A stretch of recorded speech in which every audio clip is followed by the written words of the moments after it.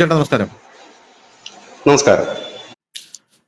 Zakir നായിക്കിന് Bangladesh red carpet വിരിക്കാൻ പോകുന്നു എന്ന റിപ്പോർട്ടുകളാണ് കുറച്ച് നാൾ മുമ്പേ പുറത്തു വന്നത്. പിന്നെ പുള്ളിക്ക് എയ്ഡ്സ് ആണെന്ന് സ്ഥിരീകരിക്കാത്ത പല റിപ്പോർട്ടുകളും കേൾക്കുന്നു. അതൊക്കെ ഒരു ജോക്കായിട്ട് മാത്രമേ ഞാൻ കണക്കാക്കുന്നുള്ളൂ, അല്ലെങ്കിൽ ന്യൂസ് ഇന്ത്യ മലയാളം കണക്കാക്കുന്നുള്ളൂ. എന്തായാലും യൂനസ് സക്കീർ നായിക്കിന് റെഡ് കാർപ്പറ്റ് വിരിച്ച് സക്കീർ നായിക്കിനെ സ്വീകരിക്കാൻ പോകുന്നു എന്നുള്ള വാർത്തകൾ പുറത്തു വന്നതിന് പിന്നാലെ വലിയ രീതിയിലുള്ള അസ്വസ്ഥതകൾ ഇന്ത്യയിൽ നിന്നുള്ള സാംസ്കാരിക പ്രവർത്തകരുടെ ഭാഗത്തു നിന്നും ഉണ്ടായി. കാരണം സക്കീർ നായിക്ക് ഇന്ത്യയിൽ പലവിധമായിട്ടുള്ള തീവ്രവാദ പ്രവർത്തനങ്ങൾ നടത്തിയിട്ടാണ് മലേഷ്യ സക്കീർ നായിക്ക് അഭയം കൊടുത്തത്. പുള്ളിക്ക് റെഡ് കോർണർ നോട്ടീസ് പുറപ്പെടുവിച്ചിട്ടുണ്ടായിരുന്നു. അയാളെ ഇങ്ങോട്ടേക്ക് കൈമാറേണ്ടത് ഒരു ഇന്റർനാഷണൽ ടേംസ് ആൻഡ് കണ്ടീഷന്റെ ഭാഗമായിട്ട് മലേഷ്യ ചെയ്യേണ്ടതാണ്. പക്ഷെ മലേഷ്യ അത് ചെയ്യുന്നില്ല. ദെൻ ഇപ്പോൾ യൂനസ് റജീം സക്കീർ നായിക്കിനെ ഇങ്ങോട്ടേക്ക് കൊണ്ടുവരാൻ പോകുന്നു. ഇപ്പോൾ അയാളുടെ പ്രവർത്തനങ്ങളൊക്കെ ഈ ആഫ്രിക്കൻ കോണ്ടിനൻസ് കേന്ദ്രീകരിച്ചാണ് നടക്കുന്നത്. ആഫ്രിക്കയിലെ പല കോണ്ടിനൻസിലും പോയിട്ട് ഇയാൾ മതപ്രഭാഷണം നടത്തുക, അതിന്റെയൊക്കെ ഒരു ഇമ്പാക്ട് അവിടെ കാണാനുമുണ്ട്. നിരന്തരം കലാപവും സംഘർഷവും അവിടെ വർദ്ധിച്ചിട്ടുണ്ട്. ഇയാൾ അവിടെ പോയി പല കാര്യങ്ങളും പറയുന്നുണ്ട് തന്നെ. പോരാത്തതിന് ഇയാള് നമ്മള് ഈ ഏലത്തൂരിലെ ട്രെയിൻ തീവെപ്പ് കേസ് ഉണ്ടല്ലോ, ആ ട്രെയിൻ തീവെപ്പ് കേസിൽ നമ്മൾ മാധ്യമങ്ങൾ ചർച്ച ചെയ്യാതെ വിട്ട വളരെ വലിയ ഇമ്പോർട്ടന്റ് ആയിട്ടുള്ള ഒരു കാര്യമുണ്ട്. ആ ട്രെയിൻ തീവയ്ക്കാൻ വന്ന ഷാരൂഖ് സൈഫി എന്ന് പറയുന്ന വ്യക്തി ഇയാളുടെ ഒരു ആർഡന്റ് ആയിട്ടുള്ള ഫാൻ ആയിരുന്നു എന്ന് പറയുന്നു. ഇയാളിൽ നിന്ന് പ്രചോദനം ഉൾക്കൊണ്ടാണ് അയാൾ ട്രെയിൻ തീവച്ചത്. അപ്പോൾ ഇയാൾ അതിന് മുൻപ് ഒരു പ്രസ്താവന നടത്തിയിരുന്നു. ഈ ട്രെയിൻ തീവയ്പ് നടക്കുന്നതിന് മുമ്പ്, ഒരു മാസം മുമ്പ് ഒരു പ്രസ്താവന നടത്തിയിരുന്നു. ഇന്ത്യയിൽ ഒരു സ്ഥലവും സുരക്ഷിതമല്ല മുസ്ലിങ്ങൾക്ക്, നിങ്ങൾ കേരളത്തിലേക്ക് പോകൂ എന്നാണ് ഇയാളുടെ പ്രസ്താവന നടത്തിയത്. അതിനുശേഷമാണ് ഈ ട്രെയിൻ തീവെപ്പ് വരുന്നത്. അപ്പൊ ഇതൊന്നും നമ്മൾ വലുതായിട്ട് ചർച്ചയാക്കിയില്ല. ആ ട്രെയിൻ തീവെപ്പ് കേസ് എന്തായെന്ന് പോലുമുള്ള ഫോളോ അപ്പുകൾ ഇവിടുത്തെ മാധ്യമങ്ങൾ കൊടുക്കുന്നില്ല. അതൊക്കെ അവിടെ നിൽക്കട്ടെ. ഇപ്പൊ നമുക്ക് കിട്ടുന്ന വാർത്ത Yunus regime steps back from Zakir Naik visit എന്നുള്ളതാണ്. സക്കീർ നായിക്കിന്റെ വിസിറ്റിൽ നിന്ന് യുനസ് റജീം സ്റ്റെപ്പ് ബാക്ക് ചെയ്തിരിക്കുന്നു. ഇത് ബ്ലിറ്റ്സിന്റെ എഡിറ്റർ ആയിട്ടുള്ള സലാഹുദ്ദീൻ ഷൊഹൈബ് ചൗധരി പറഞ്ഞിരിക്കുന്ന ഒരു റിപ്പോർട്ടാണ്, പങ്കിട്ടിരിക്കുന്ന ഒരു റിപ്പോർട്ടാണ്. In a dramatic bid, the Yunus regime has decided not to allow Zakir Naik from visiting Bangladesh from November 28 to December 20. Earlier, the Yunus regime decided to accord a red carpet reception to Naik, a notorious hate preacher. ഇതിന്റെ ഒരു പ്രധാനപ്പെട്ട കാരണം എന്ന് പറയുന്നത്, India Zakir Naik വന്നാൽ ചിലപ്പോ ബംഗ്ലാദേശിൽ ഒരു പണി നടത്താൻ ഒരു സാധ്യതയുണ്ട് എന്നുള്ളൊരു ഭയം യൂനസിനുണ്ട്. അങ്ങനെ ഒരു പണി നടത്തിക്കഴിഞ്ഞാൽ അത് യൂനസിന് വലിയ നാണക്കേടാവും. സ്വാഭാവികമായിട്ടും നമ്മൾ ഇറാനിൽ അഭയം പ്രാപിച്ച പുള്ളിയുടെ പേര് ഞാൻ മറന്നുപോയി, ഇസ്മായിൽ ഹനിയ ആണെന്ന് തോന്നുന്നു. ഇസ്മായിൽ ഹനിയെ ഇസ്രായേൽ കയറി കൊന്നു കളഞ്ഞതുപോലെ ഇന്ത്യ ഒരു ഇത് നടത്താനുള്ള ഒരു സാധ്യതയുണ്ടെന്ന് കാണുന്നു. പിന്നെ പോരാത്തതിന് നമ്മുടെ ഈ ടാരവൽ ജാക്സൺ ഉണ്ടല്ലോ, അമേരിക്കയുടെ കമാൻഡർ ആയിട്ടുള്ള ടാരവൽ ജാക്സനെ പൊളോണിയം കഴിച്ചാണ് അവിടെ മരണപ്പെട്ടത് എന്ന് പറയുന്നു. അപ്പൊ പൊളോണിയം കഴിച്ചവിടെ മരണപ്പെട്ടത് നരേന്ദ്രമോദിയെ കൊല്ലാൻ വന്ന ഒരാളാണ് എന്നൊക്കെയാണ് ഈ കോൺസ്പിറസി തിയറീസ് ഉള്ളത്. പൊളോണിയം കൊടുത്തത് ആരാണെന്ന് അറിയില്ല. അപ്പൊ അങ്ങനൊരു സാഹചര്യത്തിൽ അതിനെപ്പറ്റിയുള്ള കേസുകൾ ഇപ്പൊ വരുന്നില്ല കേട്ടോ. അയാൾ മരിച്ചു എന്നുള്ളത് സത്യമാണ്, ബട്ട് അതിനെപ്പറ്റിയുള്ള ഒരു ഫോളോ അപ്സ് ഇപ്പൊ വരുന്നില്ല. ഫോളോ അപ്പ് വരുന്നില്ല എന്നുള്ളത് മാത്രമല്ല, അമേരിക്കയുടെ ഒരു കമാൻഡറാണ് മരിച്ചിരിക്കുന്നത്. അങ്ങനെ ഒരു കമാൻഡർ വന്നതായിട്ട് പോലുമുള്ള റെക്കോർഡ്സിൽ കാര്യങ്ങളില്ല. പൊളോണിയം എങ്ങനെ കൊടുത്തു, ആര് കൊടുത്തു, ഇന്ത്യയാണോ കൊടുത്തത്, റഷ്യയാണോ കൊടുത്തത്, ഒന്നും അറിയില്ല. എന്റെ ഒരു അഭിപ്രായത്തിൽ ഇന്ത്യ ആവാനാണ് സാധ്യത കൂടുതൽ. കാരണം നമ്മൾ പെഗാസസ് പോലുള്ള പല ചാര സോഫ്റ്റ്വെയർ വാങ്ങിച്ചു വെച്ചിരിക്കുന്നത് പോലെ റഷ്യയുടെ വിഷം, ഈ പോയിസൺ ആയിട്ടുള്ള പൊളോണിയം ഒക്കെ നമ്മുടെ കയ്യിൽ ഉണ്ടാകുമായിരിക്കാം. അപ്പോൾ അങ്ങനെയാണ് കാര്യം. അപ്പോ ഈ യൂനസ് ഇപ്പൊ പിൻവാങ്ങിയിരിക്കുകയാണ്. ബിജുചേട്ടാ, യൂനസ് അല്ല, സക്കീർ നായിക് ഇപ്പൊ പിൻവാങ്ങിയിരിക്കുകയാണ്. അപ്പൊ സക്കീർ നായിക് ഭയന്നിരിക്കുന്നു, ഇന്ത്യ ഭയന്നിരിക്കുന്നു എന്നുള്ള ഒരു ഇമ്പോർട്ടന്റ് ആയിട്ടുള്ള ഒരു വിഷയമാണ് വന്നത്. ഭീകരവാദികളെല്ലാം ഇപ്പോൾ ഇന്ത്യ ഭയന്ന് നെട്ടോട്ടം ഓടുകയാണ്. എന്ത് തോന്നുന്നു ഈ കാര്യത്തിൽ? സക്കീർ നായിക് വരാൻ ഭയന്നത് എന്തുകൊണ്ടായി? ഈ വാർത്തയുടെ പ്രധാന പോയിന്റാണ് ധനുഷ് ഏറ്റവും അവസാനം പറഞ്ഞ വരി. ഈ പാകിസ്ഥാനിൽ അടക്കമുള്ളിടത്തെ എല്ലാ ഭീകരവാദ നേതാക്കന്മാരും ഭയത്തിലാണ്. ഇന്നലെ നമ്മളൊരു വാർത്ത കൊടുത്തിരുന്നു ന്യൂസ് ഇന്ത്യ മലയാളത്തിൽ. നമ്മൾ ഇന്നത്തെ ചർച്ചയിൽ ഞാൻ പറഞ്ഞൊരു കാര്യമുണ്ടായിരുന്നു.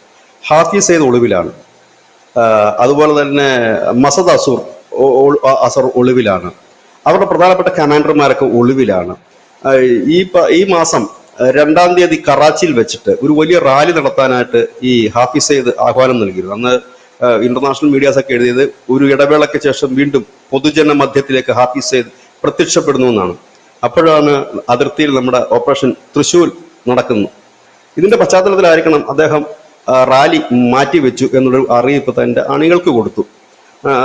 കാരണം വ്യക്തമാക്കുന്നില്ല. ഇനി ഒരു അറിയിപ്പ് ഉണ്ടാകുന്നവരെ നമ്മൾ റാലി ഇല്ല എന്നും അദ്ദേഹം പറഞ്ഞു. മറ്റൊരു കാര്യം കൂടി അദ്ദേഹം പറഞ്ഞു, നിങ്ങൾ കൂട്ടം കൂട്ടരുതെന്നും കൂടെ അദ്ദേഹം ഒരു വാക്ക് പറഞ്ഞു. അതിനുശേഷം നമ്മൾ അതിന്റെ ഫോളോ അപ്പ്, നമ്മൾ അങ്ങനെയാണ് നമ്മുടെ ഒരു രീതി, ഒരു വാർത്ത കൊടുക്കുക, പിന്നെ അതിന്റെ ഫോളോ അപ്പ് ചെയ്ത് പോവുക എന്നുള്ളത്. പിന്നീട് നമ്മൾ അതിന്റെ കൊടുത്തൊരു ഫോളോ അപ്പ് എന്ന് പറഞ്ഞു കഴിഞ്ഞാൽ ഈ അണികൾ വലിയ പ്രതിഷേധം ഉണ്ടാക്കാൻ തുടങ്ങി. കാരണം അണികൾ പറയുന്നത്, ഈ നമ്മുടെ നേതാക്കന്മാരെല്ലാം ഒളിവിലും സൈന്യത്തിന്റെ പ്രൊട്ടക്ഷനിലുമാണ് ജീവിക്കുന്നത്, നമുക്ക് ഒന്നുമില്ല, ഒരു പ്രൊട്ടക്ഷനുമില്ല, ഒന്നുമില്ല. അതായത് ഈ ജിഹാദും മരണവുമൊക്കെ ഞങ്ങൾക്ക് മാത്രമാണോ ഉള്ളത് എന്നൊരു ചോദ്യം അവർ ഉയർത്തുന്നുണ്ട്. ഇതൊരു വിഷയം. എന്തുകൊണ്ടാണ് ഈ പാകിസ്ഥാനിലെ അടക്കം ഇപ്പോൾ ഈ സക്കീർ നായിക്കിനെ ഇപ്പൊ നമ്മൾ കണ്ടു, പാകിസ്ഥാന്റെ പിന്നെ ഈ സൈനിക മേധാവി ബംഗ്ലാദേശ് എത്തിയപ്പോൾ ഒരു ഭൂപടത്തിന്റെ പടം കൊടുത്തു. തുർക്കിയുടെ വന്നപ്പോൾ ഈ ഭൂപടത്തിന് അങ്ങനെ യൂനസ് ഇങ്ങനെ ചൊറിഞ്ഞുകൊണ്ടിരിക്കുക. പക്ഷെ അവർക്കൊന്നും ജീവഹാനി ഉണ്ടാകാൻ സാധ്യതയില്ല. കാരണം അവരൊക്കെ ഓരോ രാജ്യത്തിന്റെയും ഭരണത്തിന്റെ ഭാഗങ്ങളാണ്. അപ്പൊ അത് വരില്ല. പക്ഷെ ഇവിടെ ഈ സക്കീർ നായിക്ക് അങ്ങനെയല്ല. സക്കീർ നായിക്ക് വന്നു കഴിഞ്ഞാൽ ഒരു പക്ഷെ സാധ്യതകൾ കൂടുതലാണ്. അതിന് കാരണം എന്തെന്ന് ചോദിച്ചാൽ, എന്തുകൊണ്ടാണ് പാകിസ്ഥാനിലെ ഭീകരന്മാർ ഒളിവിൽ പോകാനും അവരുടെ നേതാക്കൾ ഒളിവിൽ പോകാനുള്ള പ്രധാന കാരണം എന്തെന്ന് ചോദിച്ചാൽ, പാകിസ്ഥാന് കാര്യങ്ങൾ ഇപ്പോൾ ഈ അഫ്ഗാനിസ്ഥാനുമായിട്ടുള്ള ഒരു ക്ലാഷ് വന്നതിന് ശേഷം പാകിസ്ഥാനിലെ സ്ഥിതി അത്ര സുഖകരമല്ല. കാരണം എവിടെയും എപ്പോഴും ഇല്ലേ തന്നെ അവർ പറഞ്ഞുകൊണ്ടിരിക്കുന്നത് ഇന്ത്യ അഫ്ഗാനിസ്ഥാനിലുള്ളവന്മാരെ എന്താണ് കൂലിക്കെടുത്തിട്ടാണ് ഈ അജ്ഞാതന്മാരായിട്ട് കൊണ്ടുവന്നിടത്ത് പണി നടത്തുന്നത്. ഈ അഫ്ഗാനിസ്ഥാനും പാകിസ്ഥാനും തമ്മിൽ ക്ലാഷ് നടക്കുകയും പാകിസ്ഥാനുള്ളിൽ ഭീകര സംഘടനകൾ, അതായത് കഴിഞ്ഞ ദിവസം ഈ ഭീകര സംഘടനകൾ ചില നേതാക്കൾ പറഞ്ഞത് ലഷ്കർ എ തോയ്ബയും ജെയ്ഷെ മുഹമ്മദ് ഒക്കെ നിലപാട് വ്യക്തമാക്കണം, ഈ അഫ്ഗാന്റെ മണ്ണിൽ പാകിസ്ഥാൻ നടത്തുന്ന വ്യോമാക്രമണത്തെ തങ്ങൾ അനുകൂലിക്കുന്നില്ല എന്നാണ് അവിടുത്തെ ഭീകരന്മാർ പറയുന്നത് പാകിസ്ഥാനിലെ. കാരണം നമ്മൾ കണ്ട സ്വപ്നത്തിന് വിരുദ്ധമാണിതെന്നാണ് അവർ പറയുന്നത്. ഏതായാലും അങ്ങനെ നിൽക്കുന്ന ഒരു സാഹചര്യത്തിൽ ഈ അജ്ഞാതന്മാരുടെ ഒരു ചാകര കാലമാണ് ഇപ്പോൾ നമ്മുടെ പാകിസ്ഥാനിൽ നടക്കുന്നത്. അതുകൊണ്ട് എവിടെയും ആരും എപ്പോഴും കൊല്ലപ്പെടുന്ന സാഹചര്യം. എനിക്ക് തോന്നുന്നു ഇന്നും നമ്മുടെ ന്യൂസ് ഇന്ത്യ മലയാളത്തിൽ ഒരു വാർത്ത ഉണ്ടെന്ന് തോന്നുന്നു, ഒരു ഭീകരനെ, ഈ പാകിസ്ഥാനിലെ ഒരു ഭീകരൻ അജ്ഞാതം തട്ടിയത്. ഡെയിലി തട്ടിക്കൊണ്ടിരിക്കുകയാണ്. പേര് ഞാൻ ഓർക്കുന്നില്ല, ധനുഷിന് ഓർമ്മ ഉണ്ടാകും, ധനുഷാണ് ആ വാർത്ത കൊടുത്തതെന്ന് എനിക്ക് തോന്നുന്നു. അതുപോലെ തന്നെ ഈ അതെ ഹാഫിസ് സയ്യിദിന്റെ വലങ്കൈയാണ് മിനിഞ്ഞത് തട്ടിയത്. പട്ടാപ്പകലല്ല നടക്കുന്നത്, അജ്ഞാതം തട്ടിയത്. അപ്പം അങ്ങനെ ചെയ്തിരിക്കുന്ന മുഹമ്മദ് അങ്ങനെ ആ കമാൻഡർ ഇപ്പൊ ഏതായാലും ഇപ്പൊ ഇത് ബംഗ്ലാദേശിൽ വന്നാലും ഇത് സ്വാഭാവികമായിട്ട് അവിടെ നടക്കും. അങ്ങനെ ബംഗ്ലാദേശിൽ വെച്ചിട്ട് അയാൾ കൊല്ലപ്പെടുകയാണെങ്കിൽ അത് ബംഗ്ലാദേശിൽ ഉണ്ടാക്കുന്ന ക്ഷീണം ചെറുതല്ല. ഒന്നും ആ രാജ്യത്തിനുണ്ടാകുന്ന ഒരു വലിയ നാണക്കേട്. രണ്ടാമത്തെ കാര്യം, ഈ സക്കീർ നായിക്കിനെ അവിടെ കൊണ്ടുവരുന്നത് അവിടുത്തെ ഒരു വിഭാഗം മത സംഘടനകളിൽ മതഭ്രാന്തന്മാരുടെ കൂടി ആവശ്യം കൂടി ആയിരിക്കുമല്ലോ. അവരുണ്ടാക്കുന്ന പൊല്ലാപ്പുകൾ വേറെ. ഈ ഒരു ഇത് കണ്ടുകൊണ്ടാണ് പൊടുന്നനെ യൂനസ് പറഞ്ഞത് തൽക്കാലം ഇങ്ങോട്ട് വരണ്ട, കാര്യങ്ങളൊക്കെ ഒന്ന് ക്ലിയർ ആയിട്ട് വന്നാൽ മതി. കാരണം ഇപ്പൊ അവിടെ അത്ര പന്തിയല്ല. കാരണം ഇന്ത്യയെ സംബന്ധിച്ച് ചോദിക്കാനുള്ള ഒരു കാര്യം, ഇയാളെ കൊലപ്പെടുത്താനുള്ള സാധ്യതയായിരിക്കുമോ കൂടുതൽ, അല്ലെങ്കിൽ ഇയാളെ പിടികൂടാനുള്ള സാധ്യതയായിരിക്കും? കാരണം ഇയാളെ കൊലപ്പെടുത്തി കഴിഞ്ഞാൽ ഇയാളുടെ അനുയായികൾ ഇന്ത്യയിൽ വെറുതെ ഇരിക്കുമെന്ന് ബിജുചേട്ടന് തോന്നുന്നുണ്ടോ? ഇയാളെ പിടികൂടാൻ ഉള്ള നിയമം ഉണ്ട് ശരിക്കും. കാരണം ഇത് റെഡ് കോർണർ നോട്ടീസ് ഉള്ള ഒരു വ്യക്തിയാണ്, പിടികൂടാൻ കഴിയും. മലേഷ്യ നമുക്ക് ഇദ്ദേഹത്തെ ഹാൻഡ് ഓവർ ചെയ്യുമെന്നുള്ള വാർത്ത നമ്മൾ ന്യൂസ് ഇന്ത്യ മലയാളത്തിൽ എനിക്ക് തോന്നുന്നു കുറച്ച് ഒരു 1.5 ആഴ്ചക്ക് മുമ്പ് നമ്മൾ അപ്ഡേറ്റ് ചെയ്തിരുന്ന ആ വാർത്ത. അതിൽ അവിടുത്തെ ഒരു കേസ് നടക്കുക എവിടെ, ഈ മലേഷ്യയിൽ. അത് തീർന്നു, അതിന്റെ ഇനി വിചാരണയൊക്കെ ഏകദേശം തീരാറായിട്ടുണ്ട്. അപ്പം ഈ ഇന്ത്യയിലേക്ക് കൈമാറി. ഇന്ത്യയിൽ എന്താണ് ഇദ്ദേഹത്തിനെതിരെയുള്ള കേസ് എന്ന് വെച്ചാൽ മണി ലോണ്ടറിംഗ് ആണ് ഒന്നാമത്തെ കേസ്. ആ മണി ലോണ്ടറിംഗ് പിടിച്ചപ്പോഴാണ് അദ്ദേഹം മുങ്ങിയത്. അതിനുശേഷമാണ് ഈ ഏത് തീവ്രവാദിയെ പിടിച്ചാലും അവരെല്ലാം ഈ സക്കീർ നായിക്കിന്റെ ഫാൻസ് ആണ്, അതിൽ നിന്നുള്ള ഇൻസ്പിറേഷൻ ആണെന്നാണ് പറയുന്നത്. നമ്മുടെ ഈ കുറച്ചു നാൾക്ക് മുമ്പ് നമ്മുടെ ഈ UP-യിലും രാജസ്ഥാനിലും ഒക്കെ ട്രെയിൻ അട്ടിമറിക്കാൻ നീക്കം നടത്തിയിരുന്നു. അപ്പോൾ പോലീസ് അന്വേഷണം വന്നു, ഇതെങ്ങനെയാണ് ട്രെയിൻ അട്ടിമറിക്കാൻ നീക്കം? സൈക്കിൾ കൊണ്ടുവെക്കുക, ഗ്യാസ് സിലിണ്ടർ കൊണ്ടുവെക്കുക, പിന്നെ വലിയ കമ്പി കൊണ്ട് പാളത്തി വെക്കുക, ഇങ്ങനെ ട്രെയിൻ അട്ടിമറിക്കാനുള്ള ശ്രമമായിരുന്നു. അപ്പം പോലീസ് അന്വേഷണം തുടങ്ങി, ഇത് എങ്ങനെയാണ് ഇത് ഇങ്ങനെ വരും? കാരണം എല്ലായിടത്തിനും ഒരു ഏകീകൃത സ്വഭാവമുണ്ട്, ഇത് എങ്ങനെ സംഭവിക്കുന്നു എന്ന് അന്വേഷിച്ച് പോയപ്പം സക്കീർ നായിക്ക് ഇതിനുള്ള ഇൻസ്ട്രക്ഷൻ കൊടുത്തിട്ടുണ്ട്. നിങ്ങൾ ഒരാളെ കൊല്ലരുത്. അദ്ദേഹം പറഞ്ഞതാണ്, നിങ്ങൾ ഒരാളെ കൊല്ലരുത്, പകരം ഒരു ഉദ്യമത്തിൽ തന്നെ അല്ലെങ്കിൽ നമ്മുടെ ഒരു അറ്റംപ്റ്റിൽ തന്നെ ഒരുപാട് പേര് കൊല്ലപ്പെടണം. ഇപ്പൊ ട്രെയിൻ ആക്സിഡന്റ് എന്ന് പറയുമ്പോൾ ഒരുപാട് പേര് കൊല്ലപ്പെടില്ലേ? ഒരാളല്ലല്ലോ കൊല്ലപ്പെടുന്നത്. ട്രെയിനൊക്കെ അട്ടിമറിച്ചു കഴിഞ്ഞാൽ മറിഞ്ഞു കഴിഞ്ഞാൽ 100 കണക്കിന് പേര് കൊല്ലപ്പെടും. അപ്പൊ അങ്ങനെ വേണം നിങ്ങൾ ചെയ്യാൻ. അതിനായി നിങ്ങളുടെ കയ്യിൽ സൈക്കിൾ ഇല്ലേ? കാരണം ഇദ്ദേഹത്തിന് സംസാര രീതിയില്ല, ചെയ്യാൻ പറയുകയല്ല ചെയ്യുന്നത്. നിങ്ങളുടെ കയ്യിൽ സൈക്കിൾ ഇല്ലേ? നിങ്ങളുടെ കയ്യിൽ വീട്ടിൽ ഗ്യാസ് കുറ്റി ഇല്ലേ? നിങ്ങളുടെ കൈവശം വലിയ ഇതിൽ കമ്പി ഇല്ലേ എന്നൊക്കെയാണ് ഇദ്ദേഹം ചോദിക്കുന്നത്. ഇത് ചോദ്യം ഉന്നയിക്കുകയാണ്. അതിന്റെ അർത്ഥം എന്താണ്?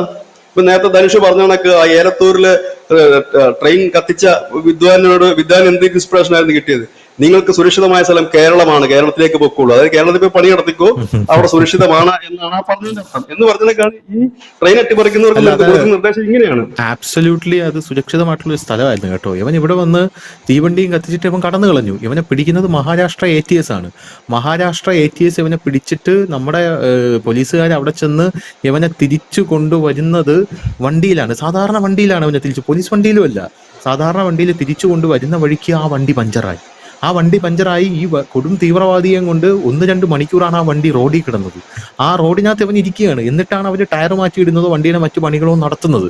ആ സമയത്ത് അവിടെ എത്തിയ ധനുഷ, ഇത് മാതൃഭൂമി ന്യൂസ് ഈ അല്ല, കാര്യം ഈ റിപ്പോർട്ട് ചെയ്തു. കേസില്ലേ, ആ ഈ കേസ് തുടക്കം മുതലേ ഞാൻ റിപ്പോർട്ട് കണ്ടിരുന്ന, നമ്മുടെ വാർത്ത ആ പഴയത് കാണുന്നവർക്കറിയാം, ഇവൻ കഴിച്ച ഫുഡ് വരെ ഞാൻ റിപ്പോർട്ട് ചെയ്തു. എനിക്ക് അതിനൊരു സോഴ്സ് എനിക്ക് ഉണ്ടായിരുന്നത്, ഞാനിപ്പോ അത് വെളിപ്പെടുത്താൻ അത് ശരി. ആഗ്രഹിക്കുന്നില്ല. നല്ല ഓക്കെ. സോഴ്സ്. കാരണം ഇവന് ചെയ്ത പണി ഞാൻ പറഞ്ഞുതരാം. ഇവൻ ഇവിടുന്ന് പോയി മഹാരാഷ്ട്രയിലെ രത്നഗിരിയിലേക്കാണ് ഈ ട്രെയിൻ പോകുന്നത്. രത്നഗിരി ചെന്നിട്ട് അവിടുത്തെ ATS ഇവനെ അറസ്റ്റ് ചെയ്തു. മഹാരാഷ്ട്രയിൽ അറസ്റ്റ് ചെയ്തിട്ട് അവർ ആദ്യം ചെയ്ത പണി എന്ന് അറിയാം, ഇവന്റെ ഫോട്ടോ മാധ്യമങ്ങൾക്ക് കൊടുത്ത് ഇവനെ അങ്ങ് എസ്റ്റാബ്ലിഷ്ഡ് ആക്കി. അപ്പൊ എന്ത് പറ്റി, ഇവരെ എസ്കേപ്പ് ചെയ്യാനുള്ള ഇവന്റെ വഴി അങ്ങ് അടഞ്ഞു പെട്ടെന്ന് തന്നെ. എനിക്ക് തോന്നുന്നു നമ്മളൊക്കെ കൊടുത്തു, അത് രാത്രി 2-3 മണിയായപ്പോഴാണ് മിക്കവാറും എല്ലാ മാധ്യമങ്ങളിലും ഈ വാർത്ത വരുന്നത്, ഇതാ ഇവനാണ് തീ വെച്ചത് എന്ന് പറഞ്ഞു. കാരണം ഇവനെ അവിടെ ഒരു കേസ് അങ്ങ് രജിസ്റ്റർ ചെയ്തു, എവിടെ, മഹാരാഷ്ട്ര. അപ്പോഴത്തേക്കും കേരളത്തിൽ നിന്നുള്ള പോലീസ് സംഘം അവിടെ ചെന്നിട്ട് ഇവനെ വിട്ടു തരണം എന്നുള്ളത്. സ്വാഭാവികമായ അവിടെയും കേസുണ്ടല്ലോ, ഇവർക്ക് പൂർണ്ണമായിട്ട് വിട്ടുകൊടുക്കാൻ പറ്റില്ല. അങ്ങനെ വന്നു കഴിഞ്ഞപ്പോഴത്തേക്കും ഇത് ട്രെയിൻ അട്ടിമറി സംഭവമാണ്, ഇത് NIA-ക്ക് വിടണമെന്നായിരുന്നു ഈ കേസിന്. ഇതിനകത്തൊരു പാരലൽ അന്വേഷണം NIA നടത്തിയിട്ടുണ്ട്, NIA വിടണമെന്നായിരുന്നു. പക്ഷെ ഇത് NIA കൈമാറത്തില്ല. അങ്ങനെ മുമ്പോട്ട് പോകുന്നു. NIA ഈ പാരലായിട്ട് നടത്തുന്ന അന്വേഷണങ്ങളുടെ റിപ്പോർട്ടുകൾ മാധ്യമങ്ങൾ നമ്മളടക്കം പലപ്പോഴും പുറത്തുവിടാൻ തുടങ്ങി. അങ്ങനെയാണ് ഇദ്ദേഹം ഈ പറയുന്ന ആലത്തൂരിലെ പ്രതി തൊട്ടപ്പുറത്തെ ഒരു SDPI കൗൺസിലറോ മറ്റോ എങ്ങാണ്ട് അവരുടെ വീട്ടിൽ പോയിട്ട് അന്ന് ഉച്ചയ്ക്ക് കഴിച്ച് ചക്കപ്പുഴുക്കായിരുന്നു എന്ന് നമ്മൾ അന്ന് വാർത്ത, അതിന്റെ ഹെഡിങ് തന്നെ അങ്ങനെയായിരുന്നു, പ്രതി കഴിച്ചത് ചക്കപ്പുഴുക്ക് എന്നായിരുന്നു ഹെഡിങ്. അത് നമ്മുടെ ന്യൂസിന്റെ മലയാളത്തിൽ തന്നെ താഴോട്ട് സ്ക്രോൾ ചെയ്ത് കാണാൻ പറ്റും, പോയിന്റ് അല്ല, നമ്മുടെ മറ്റേ ന്യൂസ് ചാനലിനകത്ത്. അങ്ങനെ ആയി. പിന്നെ ഒരു രക്ഷയുമില്ലാതെ വന്നു. ഇനി ഈ കാറിന്റെ കഥ ഞാൻ പറഞ്ഞുതരാം. അന്ന് അവര് ചോദിച്ചു, നിങ്ങൾ എന്തിനാണ് ഈ വാഹനവുമായിട്ട് ഇവിടെ വരുന്നത്, ഇത് കൊണ്ടുപോകാനായിട്ട്, മഹാരാഷ്ട്രയല്ലേ, നിങ്ങൾ ഫ്ലൈറ്റിൽ വന്നു കഴിഞ്ഞാൽ ഈസി ആയിട്ട് കൊണ്ടുപോകാൻ പാടില്ലായിരുന്നു എന്ന് ചോദിച്ചിട്ടുണ്ട്. നല്ല ഇയാൾക്ക് പ്രശ്നമാണ്, സുരക്ഷാ ഭീഷണിയുണ്ട്, അതായതാന്നൊക്കെ പറഞ്ഞു. ശരി, കാരണം അവർ ഈ ഫോട്ടോ വിട്ടുകയും കേസ് ചാർജ് ചെയ്തപ്പോൾ അവര് സേഫായി മഹാരാഷ്ട്ര. കാരണം അവർക്ക് നന്നായിട്ട് ഇനി ഇത് എങ്ങോട്ടും ഇത് വ്യതിചലിക്കാൻ പറ്റില്ല. ഇനി ഇവിടെ കേസ് തീർന്നാലും അവിടെ കേസുണ്ട്, കൊണ്ടുപോകണമല്ലോ സ്വാഭാവികമായി തന്നെ. അങ്ങനെ കുരുത്തിപ്പെട്ടുപോയി. അത് ഈ വാഹനം വന്നിട്ട് 3-4 തവണ ഈ വാഹനത്തിന് അറ്റാക്ക് നടന്നു. ഈ വാഹനത്തിന് ഇടുക, അവസരം ടയർ പഞ്ചറാകുക. അപ്പോഴേക്കും ഭയങ്കരമായിട്ട് ദുരൂഹത തോന്നി. ഇതിനകത്ത് എല്ലാവരും കൂടെ ഒത്തുകളിച്ചിട്ട് ഈ പ്രതിയെ രക്ഷപ്പെടുത്താനുള്ള ശ്രമമാണോ എന്നൊക്കെ വന്ന് അവസാനം സഹി കെട്ടി കേസ് NIA-ക്ക് കൈമാറുകയായിരുന്നു ചെയ്തത്.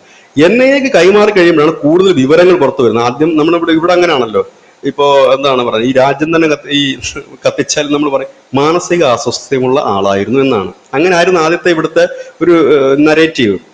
പക്ഷെ ഇദ്ദേഹത്തെ പിന്നെ അവിടെ കൊണ്ടുപോയി കഴിഞ്ഞപ്പോഴാണ് അറിയുന്നത് ഈ സക്കീർ നായിക്കിന്റെ ഫാൻ ബോയിയാണ് ഇദ്ദേഹം.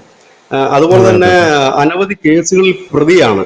ഇങ്ങനെയുള്ള ഈ മൊബൈൽ മുഴുവൻ ഇതിനുള്ള പരിശീലനം നേടുന്ന വീഡിയോസാണ് ഇദ്ദേഹം കാണുന്നത്. ചെന്നപ്പോ വമ്പൻ പുള്ളിയായി സാധനം. അപ്പൊ അവിടെയും എന്തോ റിലേറ്റഡ് ആയിട്ട് ഈ സാധനം വന്നു. കേരള പോലീസ് എന്ത് പറ്റുന്ന അവരുടെ തലയിൽ നിന്ന് പെട്ടെന്ന് ഒഴിച്ചില്ലെങ്കിൽ, കാരണം ഇത് ദേശീയ തലത്തിലേക്ക് വാർത്ത ഇതാകുന്നു, വലിയ വാർത്ത ദേശീയ തലത്തിലേക്ക് പോകാൻ തുടങ്ങുന്നു. ഇതൊരു വലിയ സംഭവം ഉണ്ടായിട്ട് NIA-ക്ക് വിടുന്നില്ല, ഇതാന്നൊക്കെ പറഞ്ഞു. ഓൾറെഡി അവന്മാർ മഹാരാഷ്ട്ര പോലീസ് ചാർജ് ചെയ്ത് വെച്ചിരിക്കുകയും ചെയ്യുന്നുണ്ട്. കാരണം ഇവിടുന്ന് തട്ടിയും മുട്ടിയും കുറച്ചുകൂടെ വെച്ചോണ്ടിരിക്കാൻ പറ്റും എന്നുള്ളതല്ലാതെ അതിനപ്പുറത്തേക്കില്ല. അപ്പോഴ് ചില നാഷണൽ സാധനങ്ങൾ, നാഷണൽ മീഡിയാസിൽ വാർത്ത ചെയ്തു, കേരളത്തിൽ ഈ പ്രതി തുടരുകയാണെങ്കിൽ ചിലപ്പോൾ കൊല്ലപ്പെടാനുള്ള സാധ്യതയുണ്ട് ജയിലിലോ മറ്റോ വെച്ച്. അങ്ങനെയാണെങ്കിൽ ഇതിന് തുമ്പ് പോലും കിട്ടത്തില്ലെന്ന് പറഞ്ഞു കഴിഞ്ഞപ്പോഴത്തേനും വലിയ പുകല് നമ്മുടെ നാട്ടിലുമായി. നാഷണൽ മീഡിയാസ് ആ വാർത്ത അടിച്ചു കഴിഞ്ഞപ്പോഴത്തേക്കും അതിനൊരു വലിയ പങ്ക് കുറച്ച് മാധ്യമങ്ങൾക്ക് ഒരു പ്രോത്സാഹനം കൊടുക്കേണ്ടതാണ്. കാരണം അവർ നിരന്തരം ഇതിന്റെ പിന്നാലെ നിന്നിട്ടാണ് ഈ പ്രതിയെ പിന്നീട് NIA-ക്ക് വെച്ചൊഴിഞ്ഞു പോവുകയായിരുന്നു. കാരണം ഒരു രക്ഷയില്ല, ഇവരെ സേവ് ചെയ്യാൻ ഒരു രക്ഷയില്ലാതെ വന്നപ്പോഴായിരുന്നു ഈ കഥ പറഞ്ഞപ്പോഴാണ് ഞാൻ അത് ഓർമ്മ വന്നത്. എനിക്ക് തോന്നുന്നു 1-1.5 വർഷം മുമ്പായിരുന്നു, 2 വർഷമൊക്കെ ഉണ്ടായിട്ടുണ്ട്. കാരണം അതിന്റെ മുഴുവൻ ഫോളോ അപ്പ് ഞാനത് ചെയ്തിരുന്നു, എനിക്ക് നന്നായിട്ട് അറിയാം.